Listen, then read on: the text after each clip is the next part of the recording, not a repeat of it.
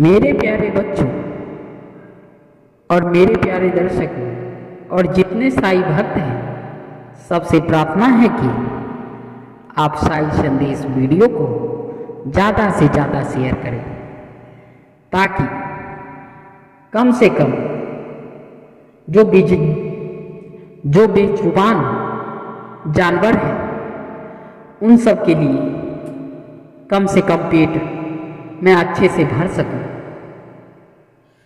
इससे आपको बहुत ज़्यादा पुण्य मिलेगा। मेरे बच्चों, आप औरों से भी विनती है कि आप साईं संदेश वीडियो को ज़्यादा से ज़्यादा शेयर करें। बेजुबान जितने भी जानवर हैं उन सबको मैं दोनों या तीनों टाइम खिलाती तो हूँ, पर कुछ ज़्यादा ही आ जाते हैं तो मैं नहीं खिला पाती उनको।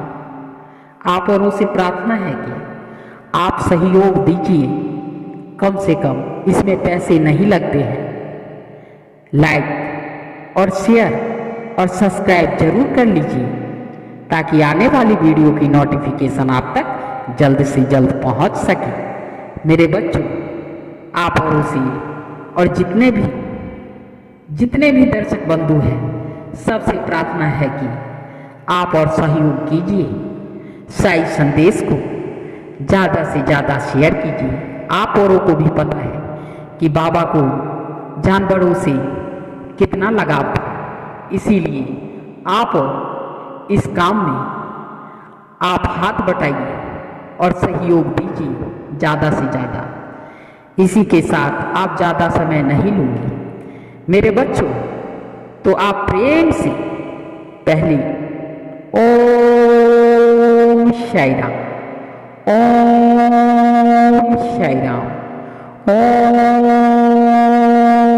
ओम साईं राम।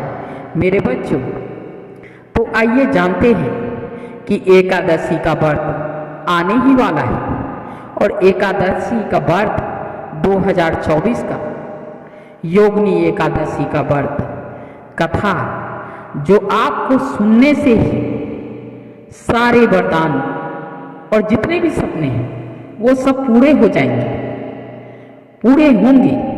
और ये सपने कभी पूरे होंगे जब आप इस कथा को श्रवण पान करेंगे, यानी इस कथा को आप सुनेंगे।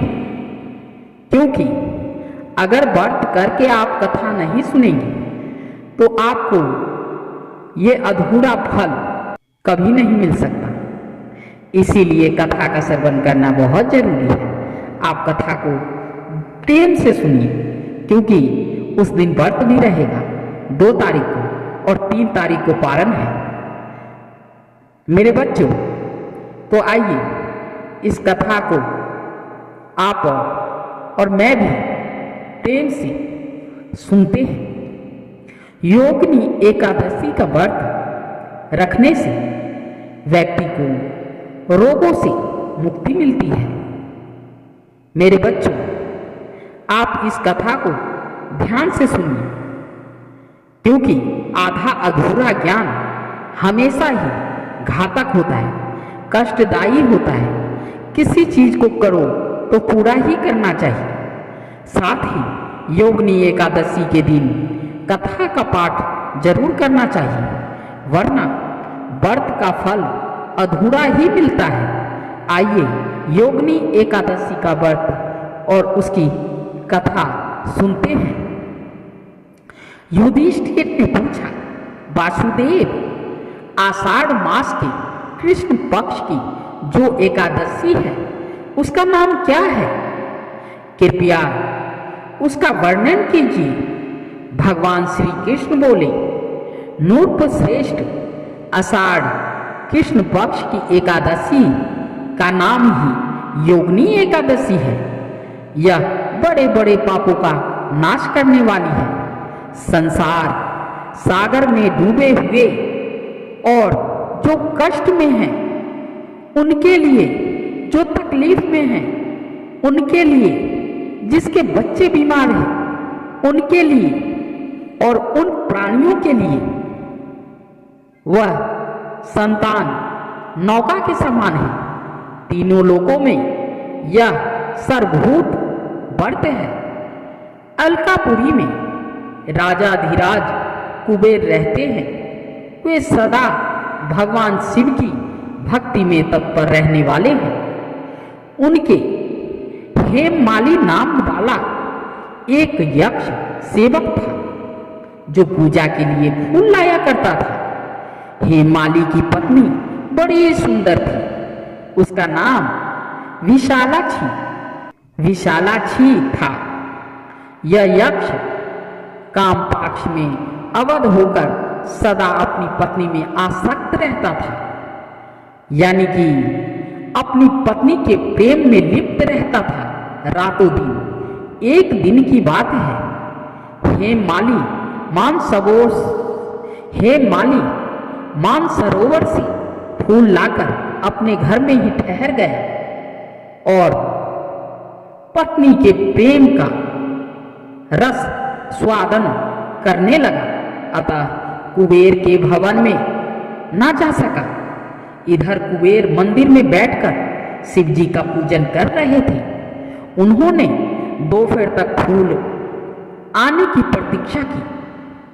जब पूजा का समय व्यतीत हो गया तो यक्षराज ने कुपित और क्रोध होकर सेवक से पूछा, यक्षो दुरात्मा, हेममाली क्यों नहीं आ रहा है? इस बात का तो पता लगाओ। यक्ष ने कहा, राजन, वह तो अपनी पत्नी के काम वासना में अपनी इच्छा के अनुसार घर में ही रमण कर रहा है। कुबेर ने तुरंत ही अपने सेवकों को भेजकर उस हेममाली को अपने समक्ष बुलाया। हेममाली भय से आकुल होकर तुरंत ही कुबेर महाराज के सामने उपस्थित हो गई। उसे देखकर कुबेर की आंखें क्रोध से लाल हो गई। वो बोले, ओ पापी, ओ दुष्ट, दुराचारी, तूने भगवान की अवहेलना की है। अतः क्रोध से युक्त और अपनी उस प्रियतमा से वियुक्त होकर इस स्थान से भ्रष्ट होकर अन्यथा यहां से चला जा और यहां से निकल जा। कुबेर के ऐसा कहने पर वह उस स्थान से नीचे गिर गया। उस समय उसके हृदय में महान दुख हो रहा था। इतना बड़ा दुख कि सागर जितने बड़ा दुख उसको हो रहा था। क्रोध से सारा शरीर पीड़ित था, क्योंकि राजा ने उसे श्राप दे दिया था। परंतु शिव पूजा के प्रभाव से उसकी स्मरण शक्ति लुप्त नहीं हुई थी। मेरे बच्चों, उसकी जो याददाश्त थी वह कमजोर नहीं हुई थी। वो कुछ भी नहीं भूला था। बेशक उसको कोढ़ हो गया था, पातक से दवा होने पर भी वह अपने पूर्व कर्मों को याद रखता था। तदंतर इधर उधर घूमता हुआ वह पर्वत में श्रेष्ठ मेरुगिरी की शिखर पर गया। वहां उसे तपस्या के पुंज मुनिवर मार्कंडेय जी का दर्शन हुआ। पाप कर्म यक्ष ने दूर से ही मुनि के चरणों में प्रणाम किया। मुनिवर मार्कंडेय ने उसे भय से कांपते देख परोपकार की इच्छा से निकट बुलाकर कहा, तुम कोढ़ के रोगों ने कैसे दबा लिया है तुम्हें? तू क्यों इतना अधिक निंदनीय जाना पड़ता है? यक्ष बोला, मैं महाराज कुबेर का अनुचर हूं। प्रतिदिन भगवान शिव जी की पूजा के लिए मानसरोवर से कमल पुष्प लाकर कुबेर के भवन में पहुंचाना मेरा कर्म था। लेकिन एक दिन पत्नी के साथ रमन करते हुए मुझे समय का ज्ञान ना रहा और पुष्प ले जाने में विलंब हो गया।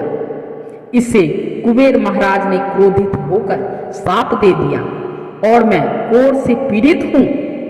पत्नी के वियोग से दुखी होकर दर दर भटक रहा हूं महाराज। आज किसी पुण्य कर्म से मैं आज आपके समक्ष उपस्थित हूं। ऋषियों का स्वभाव दयालु और परोपकार वाला होता है। सो है महात्मान, आप ही मुझे और इस मुझ जैसे अभागे को कर्तव्य का बोध कराते हुए पाप से मुक्ति का कोई उपाय बताइए। ऋषिवर मार्कंडेय जी ने कहा, तुमने यह सच्ची बात कही है, असत्य भाषण नहीं किया है, इसीलिए मैं तुम्हें कल्याणप्रद व्रत का उपदेश करता हूं। तुम आषाढ़ के कृष्ण पक्ष की योगिनी एकादशी का व्रत करो। इस व्रत के पुण्य से तुम्हारी कोढ़ निश्चय ही दूर हो जाएगी, तुम कष्ट से मुक्त हो जाओगे, तुम्हें किसी भी चीज की कमी नहीं रहेगी।